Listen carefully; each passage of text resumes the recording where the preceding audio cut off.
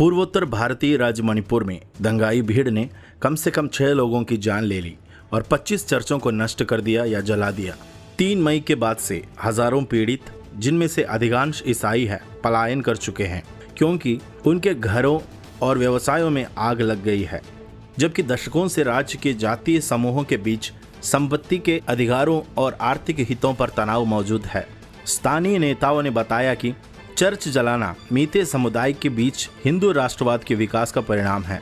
मणिपुर के मुख्यमंत्री एन बीरेन सिंह ने स्थिति को 2 समुदायों के बीच प्रचलित गलतफहमी के रूप में वर्णित किया और कहा कि उनकी सरकार हमारे सभी लोगों के जीवन और संपत्ति की रक्षा के लिए प्रतिबद्ध है। सिंह ने कहा, हमें राज्य में सांप्रदायिक सौहार्द की संस्कृति को प्रभावित नहीं होने देना चाहिए। मणिपुर म्यांमार की सीमा से लगा हुआ है और मीतेई सहित विभिन्न प्रकार के जातीय समूहों का घर है, जो राज्य में एक संख्यात्मक बहुमत है और मुख्य रूप से हिंदू है, और विभिन्न जनजातीय समुदाय भी है जो बड़े पैमाने पर ईसाई है। मुख्य रूप से इम्फाल घाटी में स्थित एक क्षेत्र जिसमें मणिपुर की राजधानी भी शामिल है।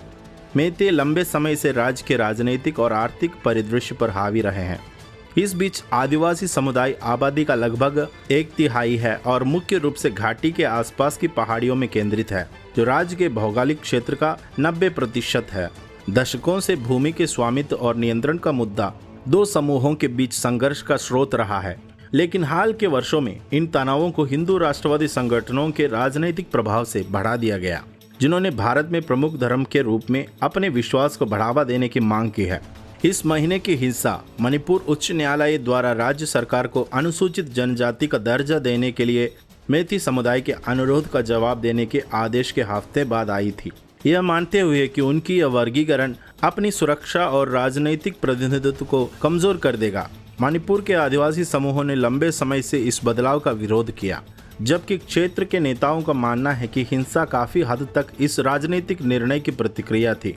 वे इसकी क्रूरता और गंभीरता, विशेष रूप से चर्चों पर हमलों को भाजपा और आरएसएस के प्रभाव में वृद्धि के रूप में देखते हैं। क्षेत्र के ईसाई नेताओं ने बताया कि उनका मानना है कि यह हिंसा धार्मिक रूप से प्रेरित थी, और वे कहा कि इस नरसंहार में हिंदू मेती ने न केवल आदिवासियों से संबंधित चर्चों को जला दिया, बल्कि विशेष रूप से मेतेई ईसाइयों के चर्चों को भी जला दिया। उन्होंने अपने चर्चों को जलाकर अपने ही भाइयों को निशाना बनाया जो मसीह का अनुसरण करते हैं।